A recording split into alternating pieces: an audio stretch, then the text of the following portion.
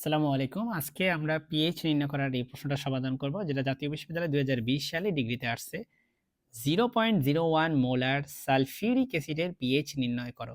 PH নির্ণয়ের formula আমাদের সবার জানা, যে পিএইচ হচ্ছে minus log of H plus আয়নের ঘনমাত্রা, তাই না?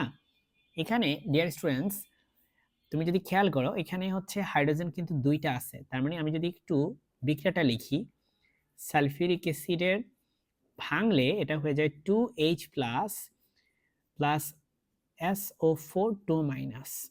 সো এখানে এটার ঘনমাত্রা দেওয়া ছিল 0.01 মোলার। সালফিউরিক অ্যাসিডের ঘনমাত্রা 0.01 মোলার, কিন্তু হাইড্রোজেনেরটা হবে, যেহেতু 2 আছে সামনে, তাই হাইড্রোজেনেরটা হয়ে যাবে 2 ইন্টু 0.01 মোলার। ঠিক আছে, ডাবল হয়ে যাবে। আর সালফেটটা দরকার নেই, তাও এটা হচ্ছে কি হবে, 0.01 হবে। কেন? কারণ এটার সামনে 1 আছে। সো এখানে এটা সেম হবে, কিন্তু এটা দ্বিগুণ হবে। সো চলো আমরা এটা বসিয়ে দিই, মাইনাস লগ অফ 2 ইন্টু 0.01। এবার একটা ক্যালকুলেটার চেপে এটার অ্যান্সারটা বের করি।